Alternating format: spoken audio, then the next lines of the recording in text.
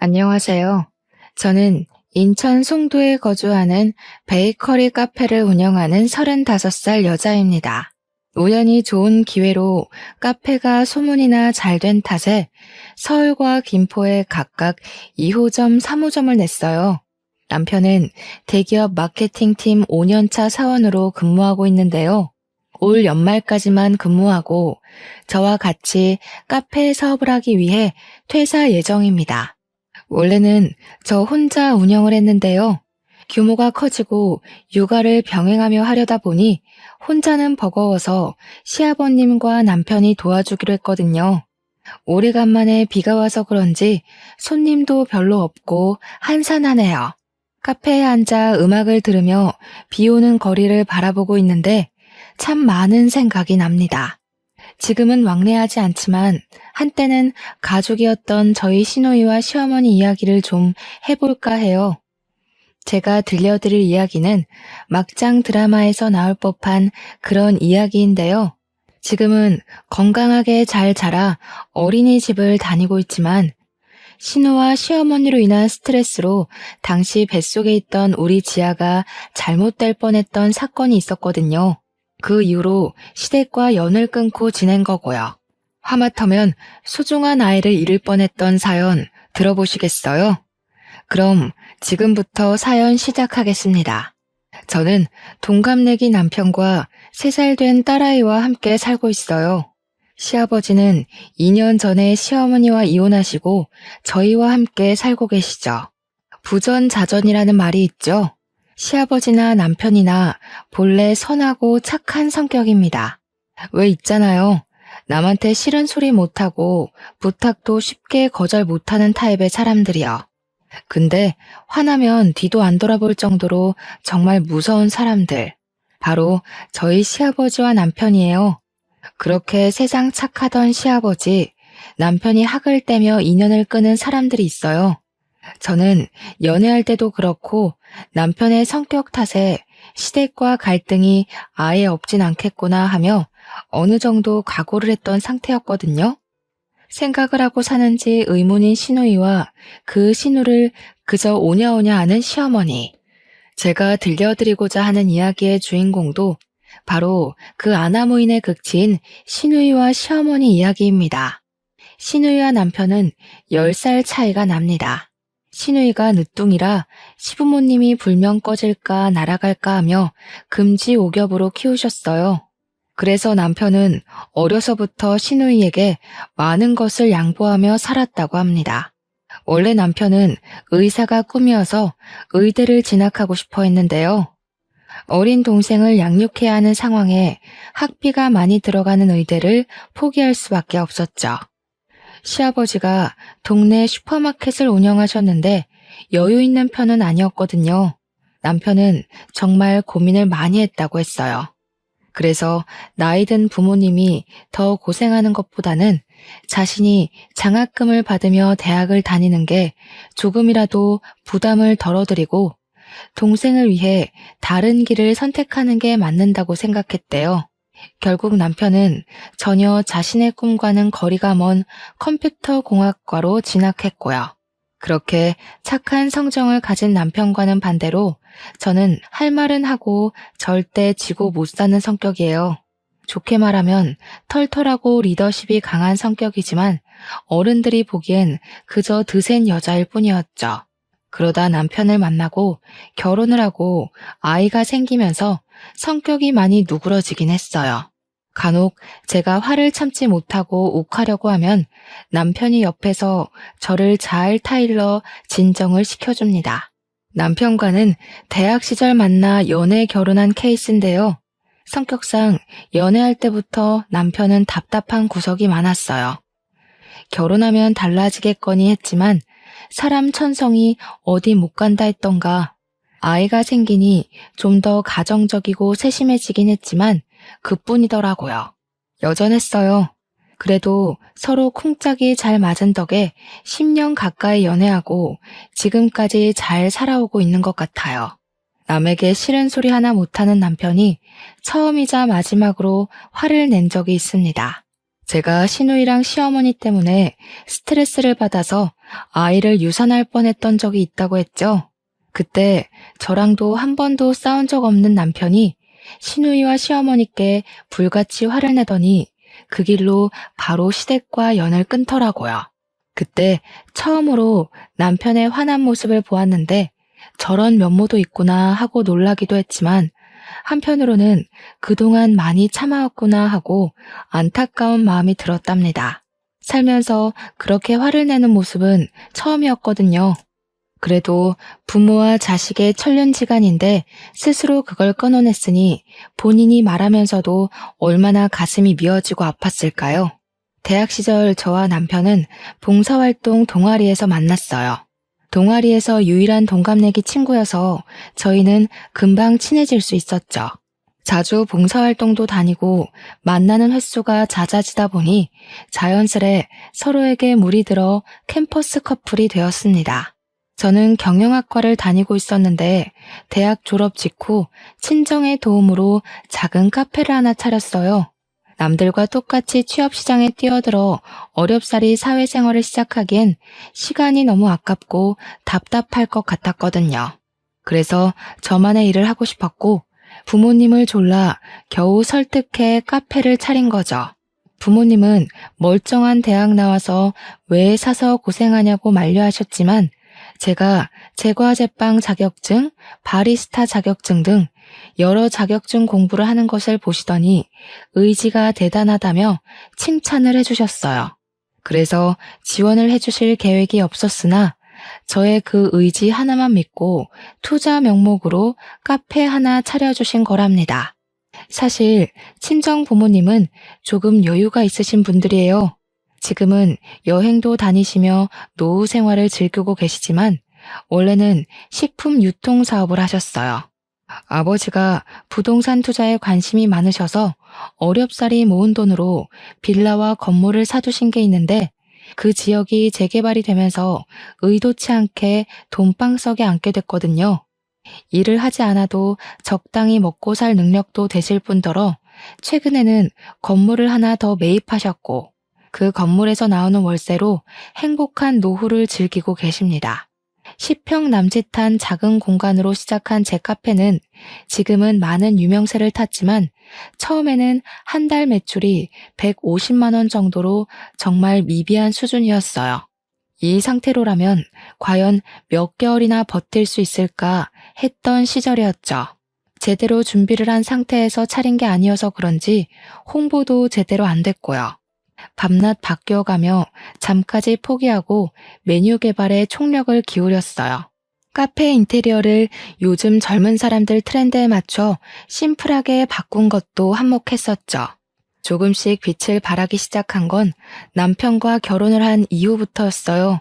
29살이 되던 해 가을날 오랜 연애의 마침표를 찍고 남편과 저는 결혼을 했어요. 저와 남편만 좋으면 그만이다 생각했는데 의외로 많은 어려움이 있더라고요. 결혼을 하는데 파혼 이야기까지 나오며 많은 우여곡절을 겪었거든요. 원인은 바로 시누이와 시어머니 때문이었습니다. 파혼 생각할 정도로 분위기가 정말 좋지 않았어요. 결국 남편에게 중간 역할을 제대로 하겠다는 맹세를 받고 결혼을 했습니다. 신우는 남편과 10살 차이가 나는 늦둥이였어요. 결혼할 당시 19살이었고 정상적이라면 고등학교에 다닐 나이였지만 신우는 학교를 다니지 않았습니다. 어렸을 적부터 오냐오냐 하며 자란 탓에 하도 사고를 많이 쳐 정학을 밥 먹듯이 하다 결국 자퇴를 했거든요. 흔히 말하는 일진무리에 속해 있던 신우는 시도 때도 없이 싸움을 하기도 했고 미성년자 신분으로 술집에 가다 걸리기까지 하는 둥 사고를 쳐대는 신우 때문에 시부모님은 학교로 출근을 하다시피 하셨어요. 그래도 중졸은 면해야 한다며 어르고 달래서 검정고시를 치렀고 3번 만에 고졸 학위를 취득했어요. 그것도 시어머니가 닥달을 해대는 통에 겨우 공부했다더라고요. 지금 생각해보면 신우이는 심성도 머리도 나빴던 것 같네요. 살면서 신우처럼 제멋대로 생각하고 무식하게 행동하는 사람도 처음 봤거든요.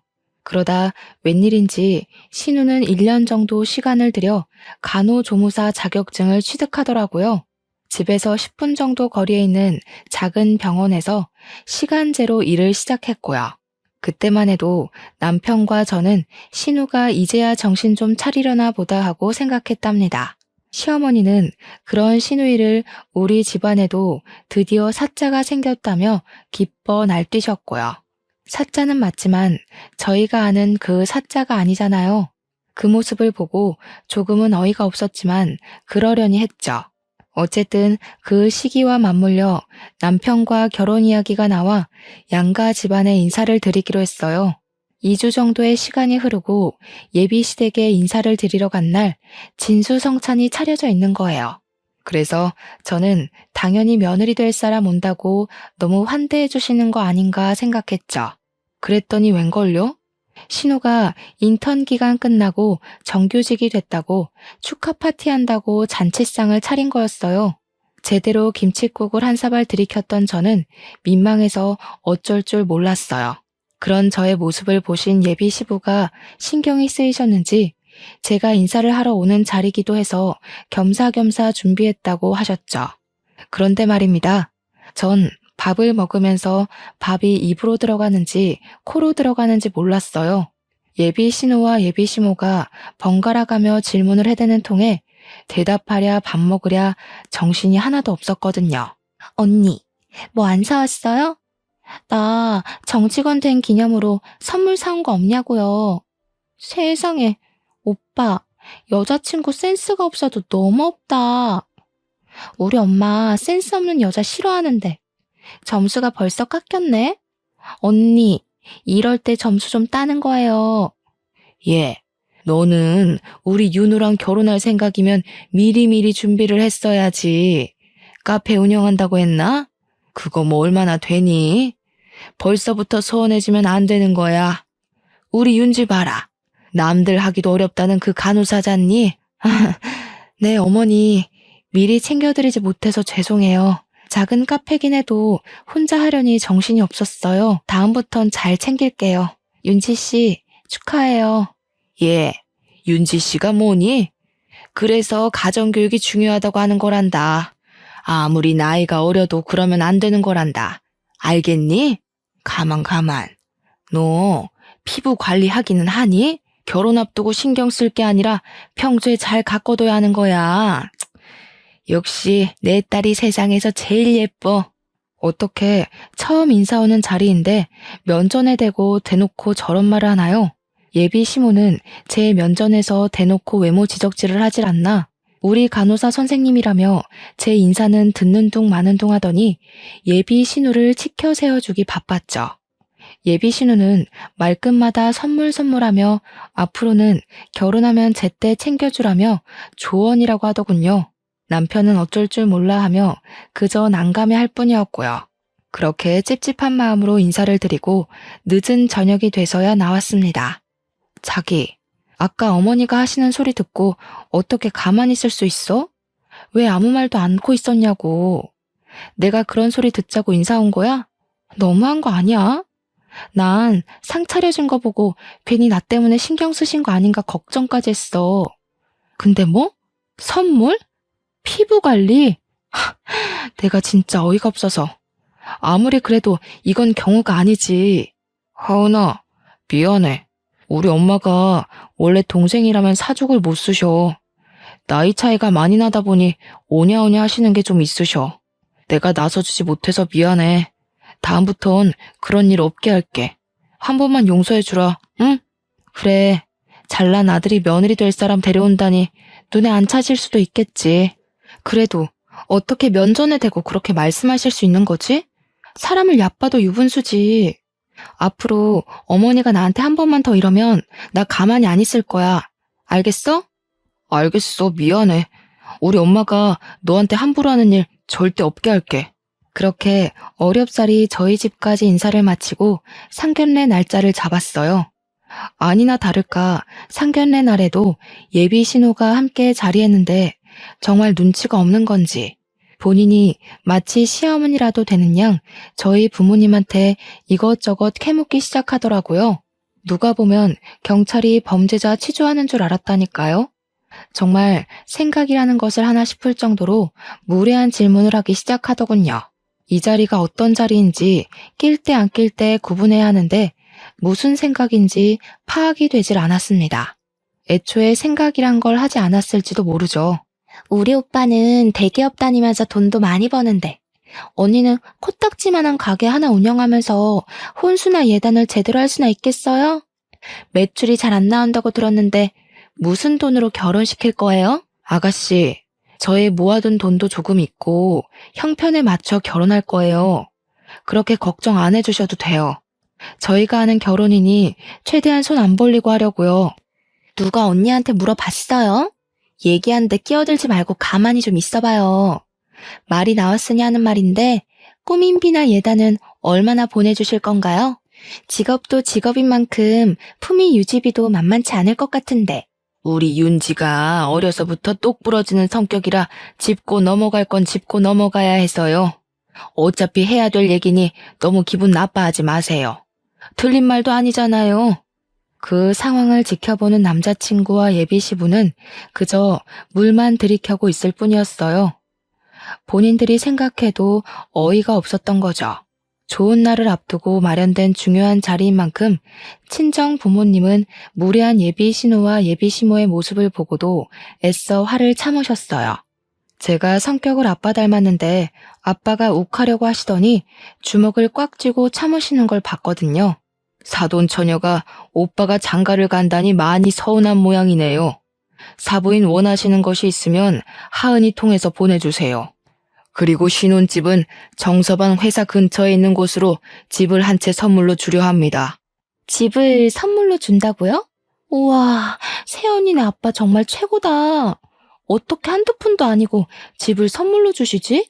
엄마, 나도 저렇게 해줄 거지? 새로운 인생을 시작하는 만큼 집 하나쯤은 선물로 주고 싶네요. 정서방도 그렇고 하은이도 그렇고 빚으로 시작할 수는 없지 않습니까? 그리고 필요하신 예단이 있으면 하은이 통해서 보내주시죠. 잘 챙겨드리겠습니다. 사도는 이야기가 잘 통하는 것 같아서 다행이네요.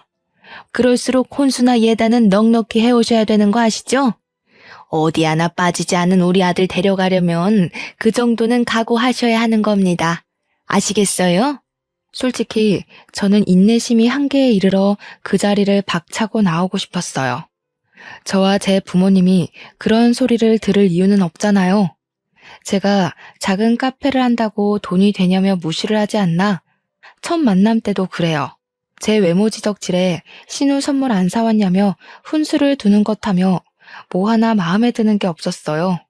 결국 상견례가 끝나고 남자친구와 크게 다투게 되었죠. 자기야, 진짜 너무한 거 아니야? 저번 인사 때도 그렇고 오늘이 어떤 날인데 아가씨가 나서? 왜 아무 말도 안 하고 꿀먹은 벙어리처럼 행동하는 거야? 내가 이런 수모 겪으면서까지 너랑 결혼해야 돼? 하은아, 좋은 게 좋은 거라고 그러려니 하고 넘어가면 안 될까? 솔직히 나도 어떻게 해야 할지 모르겠어. 어디서부터 손을 써야 하는지 감이 안 잡혀. 나도 너무 답답하단 말이야. 다른 사람도 아니고 나 네 와이프 될 사람이야. 그리고 아가씨가 낄 자리야? 얌전히 앉아서 밥만 먹어도 모자란데 거기서 자기가 왜 나서는데? 내가 우리 부모님 봐서 참은 거야. 알아? 내가 할 말이 없다. 정말 미안해, 하은아. 이번 한 번만 이해해줘. 내가 이렇게 미안하다고 하잖아. 우리 결혼하면 내가 정말 잘할게. 상견례가 끝나고 난 뒤에도 예비 시모 신우는 예단에는 이런 게 포함되어야 한다며 틈만 나면 전화해 잔소리를 해댔습니다. 언니가 잘 모르는 것 같아 이야기해 주는 거예요. 우리 집에 놓을 안마기, 세탁기, 건조기, 그리고 우리 엄마랑 내 명품백 하나씩. 우리 아빠는 골프 좀 쳐야 하니까 골프채도 있어야겠고 내가 정리해서 톡으로 보낼 테니까 한번 봐요. 시댁이 뭔 갑부도 아니면서 굳이 바꾸지 않아도 될 시댁 살림살이까지 저한테 요구하더라고요. 총 8천만 원이 넘는 혼수 리스트였죠. 며칠 뒤 예비 시모에게 연락이 왔습니다. 예, 그동안 김장을 늘 나 혼자 했었지 않니? 이제는 네가 했으니 다행이구나. 이번 주 주말에 김장할 거니까 와서 도우렴. 이왕 이렇게 된 거 배우기도 하고 그러면 좋잖니? 그런 줄 알고 끊으마. 주말에도 카페 영업을 했었어야 했지만 결혼 전이고 잘 보여야겠다는 생각에 임시 휴무 간판을 내걸고 토요일 아침 일찍 예비시댁에 갔죠. 시장에 가서 김장거리를 잔뜩 사와서는 하루 종일 절이고 버무리고 무려 300포기를 하는 바람에 늦은 밤이 되어서야 김장을 겨우 마무리했고 밥도 못 먹고 일한 탓에 신경이 매우 예민해져 있었어요. 남자친구 말대로 좋은 게 좋은 거라고 제 성질까지 죽여가며 어차피 결혼하면 제가 해야 할 거다 생각하고 그저 묵묵히 열심히 했어요. 예비 신우는 같이 했냐고요? 아니요.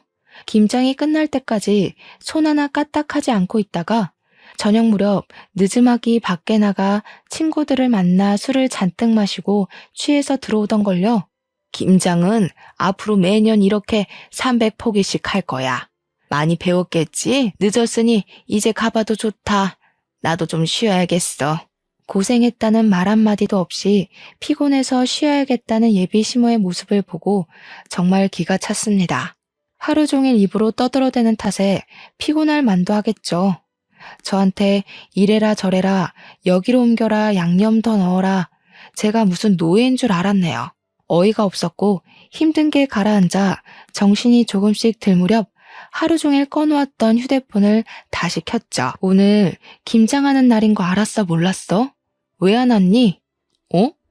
무슨 김장?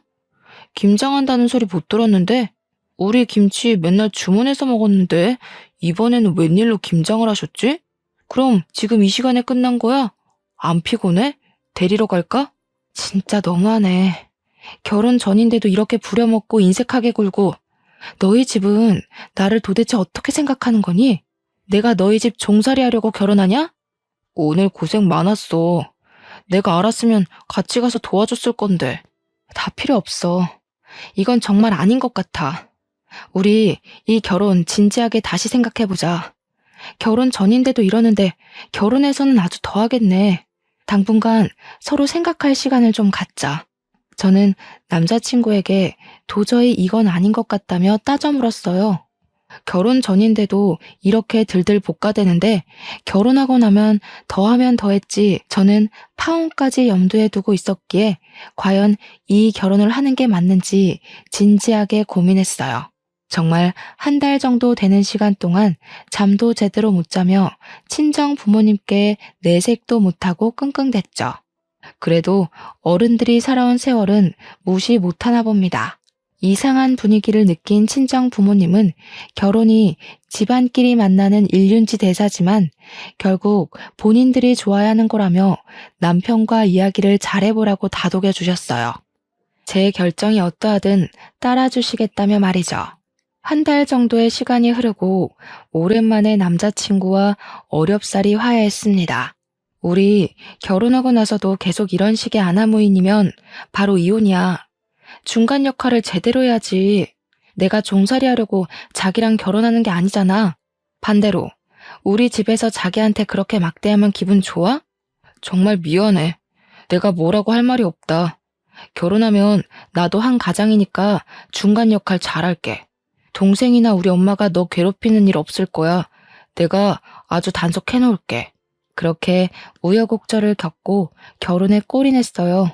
남편이 저와 파혼할 뻔한 것이 충격이었는지 오피스텔과 시댁을 오가며 신우와 시어머니께 한참을 이야기하더라고요. 그랬더니 둘이서 저를 괴롭히는 일도 신우가 나대는 일도 현저히 줄었어요. 저는 약간의 안심을 했고 그렇게 1년 정도 신혼을 즐기다 아이가 생겼습니다. 아이가 생긴 뒤 행복한 미래를 생각하니 매일이 설레더군요. 그러나 평화롭게 지내던 것도 잠시 시어머니가 카페로 찾아오셨어요. 그동안 제 카페는요. 150만 원 언저리던 매출도 2배 정도 늘었고요. 단골 손님도 제법 늘어나 장사가 잘 풀리고 있던 시점이었어요. 무언가 할 말이 있어 여기까지 찾아온 게 눈에 보이더군요. 어머니, 카페까진 어쩐 일이세요? 일단 여기 차 한 잔 드세요. 저한테 하실 말씀 있으신 것 같은데 편하게 말씀해 주세요. 네가 그래도 눈치는 좀 있나 보구나. 사실은 말이다. 윤지가 몇 개월 전에 만난 남자친구가 있는데 그 사람이 의사란 말이다. 윤지가 결혼을 하고 싶어 하는데 너도 알다시피 우리가 여유 있는 집은 아니잖니. 아가씨가 결혼하는데 무슨 문제라도 있어요? 마음 맞는 사람들끼리 알아서 해야 할 문제인데 어머니가 왜 근심이 많으세요? 얘 말하는 것 좀 봐. 다른 것도 아니고 의사 집안이라잖니. 결혼한다 하면 예단이며 혼수며 한두 푼이 아닐 텐데 우리 집 형편에 그 집 맞춰주려면 등골이 휜다 휘어. 그래서 말이다. 너희 살고 있는 신혼집 좀 팔아서 결혼 자금으로 보태자꾸나. 네? 무슨 말씀이세요? 아가씨가 결혼하는데 왜 저희 신혼집까지 팔아야 하는데요? 이 집이요, 저희 아버지가 해주신 결혼 선물이에요. 그런데 이 집을 마음대로 파니마니 하시는 거세요? 내가 알아보니 시세가 8억 정도는 하더구나. 집 팔아서 결혼 자금 혼수나 예단도 해야 하고, 그리고 명색이 장모인데 사위 될 사람 차 한 대 정도는 뽑아줘야 하지 않겠니?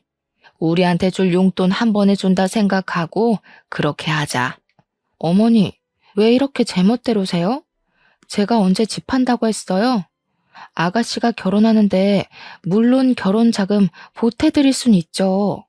하지만 집까지 팔고 저희가 희생해가면서 그렇게 할 이유는 없는 것 같은데요. 얘 말하는 꼬락서니 좀 봐라. 너 어디서 배워먹은 짓이야? 네 애미애비가 그렇게 가르치던? 시어머니가 이렇게 하자 하면 너는 그냥 네 하면 되는 거야. 어디서 따박따박 말대꾸야? 제가 조목조목 따지고 들자 시어머니는 표정이 확 변하더니 막말을 내뱉더라고요. 알고 보니 신우의 남자친구는 대대로 의사를 배출한 사자 집안이었어요. 신우가 간호조무사 됐다고 사자거릴 땐 언제고 왜 이제 와서 저러는지 이해가 되질 않았어요. 간호조무사를 차별하는 건 아니지만 솔직히 엄연히 간호사와 조무사는 페이 자체가 다르잖아요? 근데 신우는 자신이 마치 진짜 간호사라도 되는 것 마냥 간호조무사인 사실을 숨기고 진짜 간호사인 척을 한 거였어요. 있어 보이는 집이라며 제 딴에는 저한테 예단으로 받은 명품으로 치장하고 다녔는데 서로 맞춰서 살아야 한다는 개소리를 했던 거예요. 당연히 그 의사 남자친구 측에서 예단을 요구했는데 감당할 수준이 아니었던 거죠. 솔직히 이거 사기 결혼 아닌가요? 직업도 속이고 집안도 속이고 시어머니 말대로 돈은 보태준다 치자고요. 결국 저도 똑같은 사람 되는 거 아니냔 말입니다. 사실 그때 당시 임신 중기가 시작될 무렵이었고 일을 계속하다 보니 컨디션이 좋진 않았어요. 병원에서는 원체 몸이 약한 체질이라 몸에 무리가 가면 안 되니 카페를 정리하는 것이 어떠냐고 할 정도였거든요. 아무튼 시모는 계속 집을 팔아 결혼 자금에 보태자며 친정이 잘 살지 않느냐고까지 하더라고요. 신혼집 턱하니 선물해주지 않았냐며 능력 있는 것 아니냐면서요. 친정까지 들먹이는 바람에 속에서 열불이 났지만 겨우 참아내며 친정 부모님과 남편에게 이야기해본다 말씀드리고 시어머니를 겨우 집으로 돌려보냈습니다. 저녁 시간이 다 되었을 무렵 이번에는 신우이가 연락이 오대요. 언니, 난데요. 엄마한테 다 들었어요. 제가 결혼한다는데 그깟 돈도 못 보태요? 자신이 결혼 못해서 인생 망하면 다 언니 책임이에요. 알겠어요? 아가씨, 뭔가 잘못 알아도 한참 잘못 알고 있는 것 같아서 한마디 할게요. 우리 집을 팔면서까지 그 집안이랑 결혼해야 할 이유가 있어요? 거짓말을 하면서까지? 당당하게 아가씨를 있는 그대로 오픈해야지. 뭐가 두려워서 거짓말 하는데요. 내가 거짓말을 하던 안 하던 그건 내가 알아서 할 일이고. 아무튼 집 팔아서 내 결혼 자금 좀 보태줘요. 하나밖에 없는 남편 동생이 시집 간다는데 있는 집에서 그 정도는 해줘야지. 안 그래요? 그런 줄 알고 있을게요. 내가 말했죠. 왜 우리 집을 팔아야 하느냐고요. 내 말 무슨 뜻인지 몰라요? 이 집 팔 일 없고 팔지도 않을 거지만 아가씨, 결혼은 아가씨가 알아서 해야 하는 거예요. 형편에 맞춰야지 욕심내지 말아요. 끊어요. 그 시어머니의 그 시누이. 둘이 연달아 말도 안 되는 말로 괴롭히는 통에 제가 스트레스를 많이 받았나 봅니다.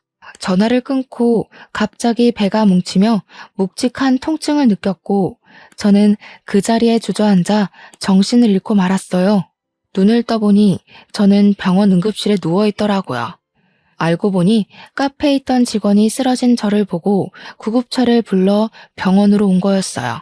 병원에서는 제 휴대폰으로 남편에게 연락을 한 뒤였고 연락을 받고 달려온 시어머니는 옆에서 똥 씹은 표정으로 절 노려보고 있었어요. 남편은 일하던 도중에 저에게 달려왔고 시어머니에게 저한테 가보라고 부탁을 했던 것 같더라고요. 시어머니 표정은 내가 왜 여기에 있어야 되냐, 귀찮아 죽겠네, 딱 이런 느낌이었습니다. 저는 스트레스 및 과로로 인한 쇼크가 일시적으로 온 거였고 하마터면 아기가 위험할 뻔했다는 의사의 말에 남편은 얼굴이 굳더라고요. 무슨 일이냐 물으니 시어머니는 당연히 아무 말도 안 하고 계시고 우물쭈물하던 카페 직원이 자신이 본 것을 그대로 이야기해 주더라고요. 사실 저분이 카페로 찾아오셔서는 사장님이랑 말씀을 나누시는데 돈 이야기를 하시는 것 같더라고요. 가시고 나서 얼마 안 있다 전화를 받으셨는데 통화가 끝나고 한숨을 깊게 내쉬시더니 그대로 쓰러지시더라고요. 무슨 말씀을 나누신 건지 모르겠지만 제가 본 건 그게 다예요. 자기야, 신경 쓰지 마. 별일 아니야. 별일이 아니긴 뭐가 아니야. 아이를 잃을 뻔했다잖아. 엄마, 이 사람한테 무슨 이야기 한 거예요? 전화는 또 뭐고? 사실대로 말해요. 예. 너 지금 엄마한테 그게 무슨 말버릇이야? 나 때문에 쓰러지기라도 했다는 거냐? 그래, 내가 윤지 결혼 이야기를 좀 했다. 너희 집 팔아서 결혼 자금 좀 보태라고. 그게 그렇게 못할 말이냐? 그리고 쓰러진 게 왜 내 탓이야? 자기 몸 하나 간수 못하는 주제에 그걸 왜 내 탓으로 돌려? 남편은 제발 조용히 좀 하라며 소리치는 시어머니를 병원 밖으로 내쫓았어요. 병원 밖으로 끌려나가다시피 하면서도 저에게 삿대질을 하며 몸 관리나 잘하라고 소리치더군요. 큰 사달이 날 것 같아 카페 직원에게 더 이상 말하지 말아달라는 제스처를 취했으나 그 직원이 결국 남편에게 있는 그대로 사실을 말해버렸어요. 남편은 잔뜩 화가 난 표정으로 얼굴이 새빨개지더니 얼굴이 굳더라고요. 링거만 맞고 가면 된다는 의사의 말에 휴식을 조금 취한 뒤 남편은 아무 말 없이 저를 집으로 데려다 주더니 잠시 다녀올 곳이 있다며 나갔습니다. 그렇게 한두 시간이 흘러 곤히 자고 있는데 시누이에게 전화가 오는 겁니다. 받을 기력도 없었지만 무슨 말을 또 하려나 하고 받았죠. 글쎄 전화를 받았더니 싸우는 소리와 함께 온갖 욕설이 난무하는 거 아니겠어요? 어라? 자고 있었나 봐요? 그걸 그렇게 다 고자질하니까 좋아요? 새언니 처음부터 마음에 안 들었어. 지금 오빠 난리치고 있는데 너는 상황에서 자냐? 내가 의사랑 결혼하는 게 그렇게 안 이꼬아요? 이 결혼 못하면 책임질 거냐고. 알고 보니 남편이 시댁으로 가 그동안 쌓인 울분을 다 터뜨리고 있던 거였습니다. 휴대폰 너머로 남편과 시어머니의 소리가 들리더라고요. 아이가 잘못되기라도 했으면 다 같이 죽어도 모자라요. 어떻게 임신한 사람 생각은 하나도 하지 않으세요? 나는 그렇다 쳐도 하은이한테는 그러면 안 되죠. 도대체 왜 이렇게 못 잡아먹어서 안달이냔 말이에요.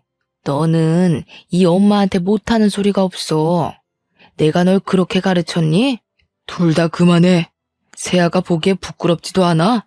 일단 둘 다 진정 좀 하란 말이야. 당신도 제발 그만해.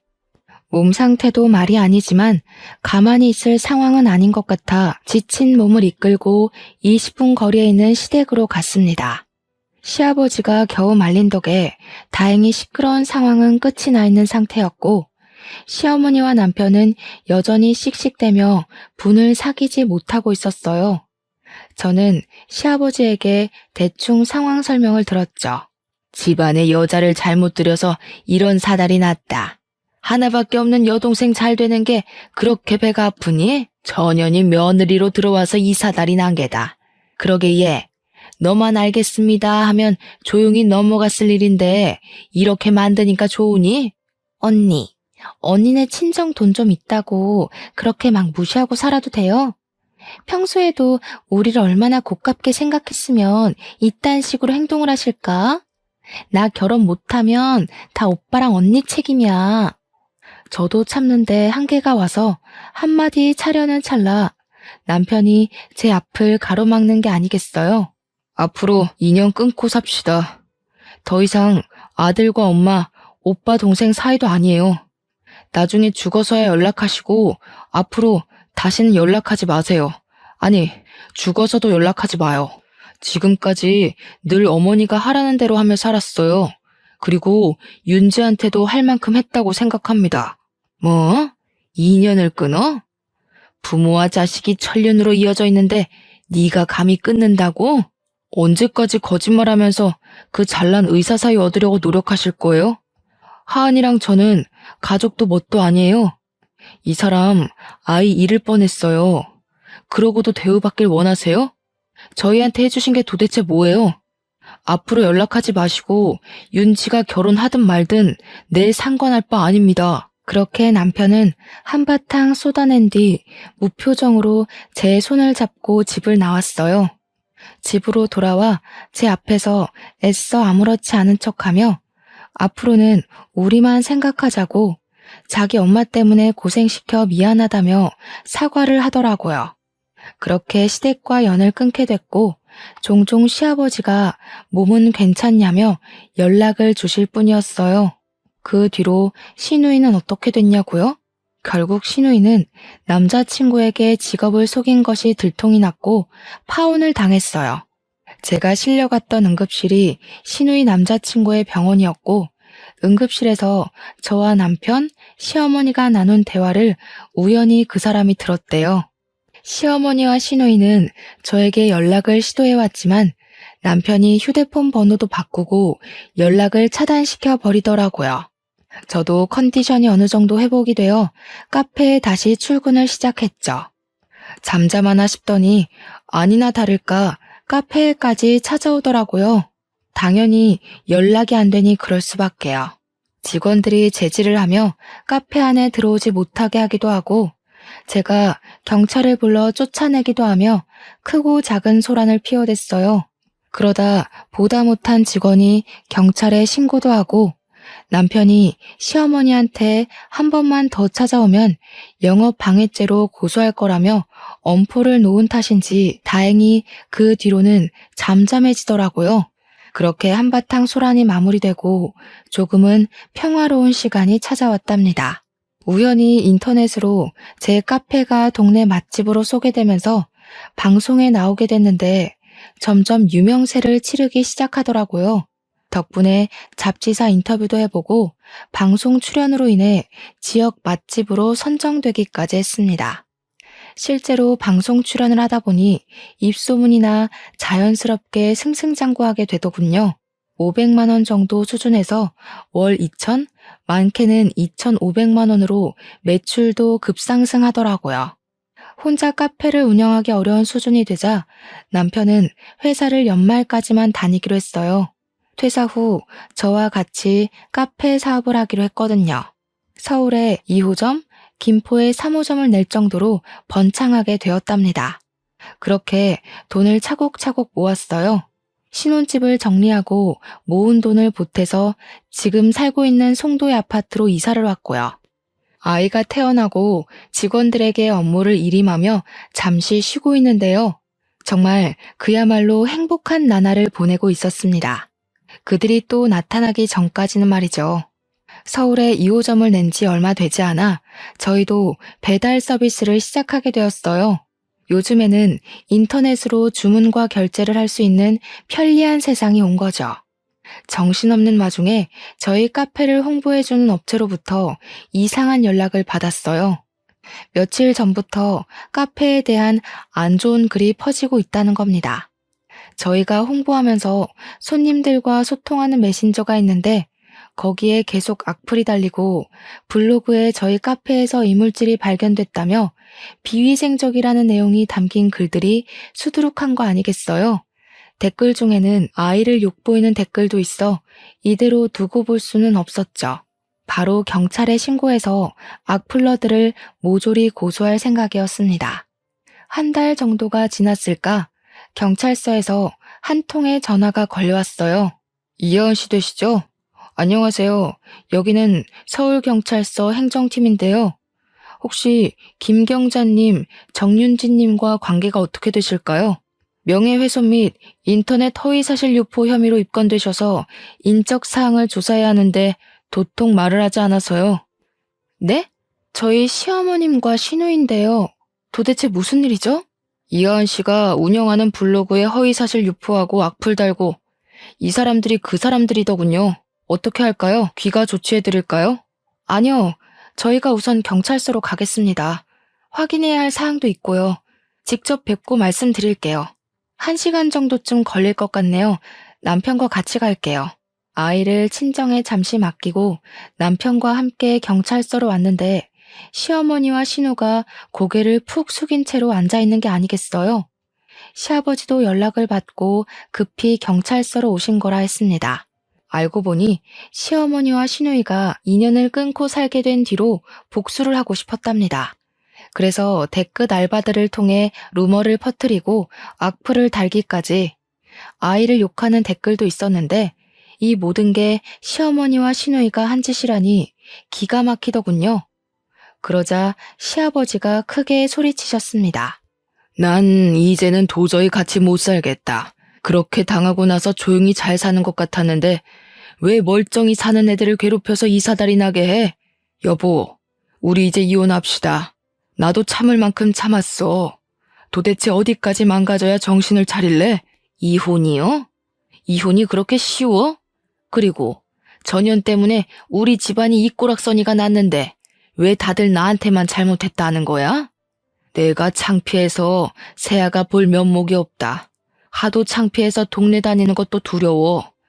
이제는 그딴 거 신경 안 쓰련다. 너희들이 감옥에서 썩든 말든 알아서 잘 지내. 조만간 이혼 서류 보낼 테니 답변 주고. 아무리 그래도 그렇지. 아빠가 우리한테 이러면 안 되는 거야. 같이 산 정이 있지. 어떻게 아빠가 우리를 버려? 나 감옥 가기 싫어. 아빠, 나 여기서 나가게 해줘요. 응? 나도 봐줄 만큼 봐줬다. 지금까지 당신과 윤지 저지른 죗값은 달게 받아. 분명히 기회는 있었어. 그럼에도 불구하고 너희를 가족을 저버린 거야. 더 이상 서로에게 미련 갖지 말자. 시아버지마저 등을 돌려버리자 그들은 미쳐서 발악을 하기 시작했어요.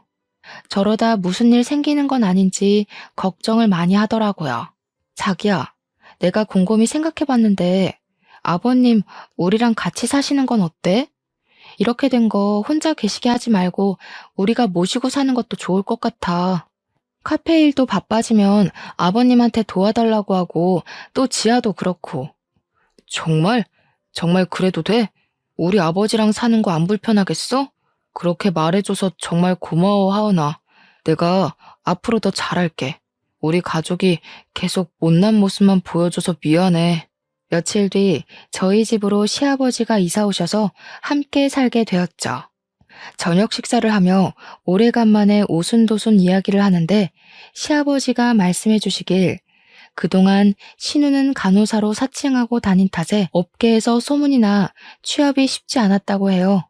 편의점, 노래방, PC방 아르바이트를 전전하며 생활했고 시어머니는 이혼 후 식당에서 설거지 아르바이트를 시작하셨었다고 합니다. 그러던 와중에 시어머니와 시누이는 제 카페에 대한 비방글을 작성하고 댓글 알바들을 고용해서 허위 사실을 유포한 것 같다고요. 결국 시어머니와 시누이는 각각 벌금형을 선고받아 2,300만 원이라는 거금을 벌금으로 내야 했어요. 시아버지는 이혼하시면서 시어머니에게 전해주신 게 아무것도 없으셨다 했어요. 줄 이유도 없고 그런 사람들한테 자신의 재산을 많지는 않지만 단 한 푼도 들어가게 둘 수는 없다면서 모든 재산을 처분하셨어요. 그러고는 3억을 저에게 주시며 말씀하시더라고요. 내가 그동안 세아가 너한테 못할 짓을 한 것 같아 미안하구나. 더 챙겨주고 그래야 했는데 큰소리 나는 게 무섭다는 이유로 방관했던 것 같구나. 미안한 마음이기도 하고 앞으로 더 잘해보자는 의미이니 받아주렴. 아버님, 제가 이 돈을 어떻게 받아요? 저 이 돈 없어도 충분히 사업할 수 있어요. 앞으로 제가 아버님 호강시켜 드릴 테니까 빨리 넣어두세요. 결국 시아버지의 성화에 못 이겨 3억 원이라는 돈을 받은 저는 사업 자금에 보태서 사용했고요. 김포에 200평 규모의 대형 베이커리 카페를 준비 중입니다. 앞서 말씀드린 3호점이죠. 지금은 시아버지, 남편과 사랑스러운 아이와 함께 행복하게 잘 지내고 있어요. 일하랴 바쁠 때면 시아버지가 아이를 돌봐주시기도 하거든요. 동네에서 손녀 바보라고 소문도 자자하세요. 여기까지가 제 사연입니다. 어떠셨나요? 솔직히 시누이와 시어머니만 아니었으면 정말 완벽한 가정을 이루어 살 수 있었을 거예요. 저한테 이런 일이 일어날 줄은 꿈에도 몰랐지만 인생 공부했다고 생각할래요. 혹여나 여러분도 저와 비슷한 일을 겪고 계시면 저처럼 참지 마시고 할 말 모조리 다 하세요. 그게 뒤탈 없고 깔끔하거든요. 저의 긴 사연 읽어주셔서 감사합니다. 언제 한번 저희 카페에 놀러 오세요.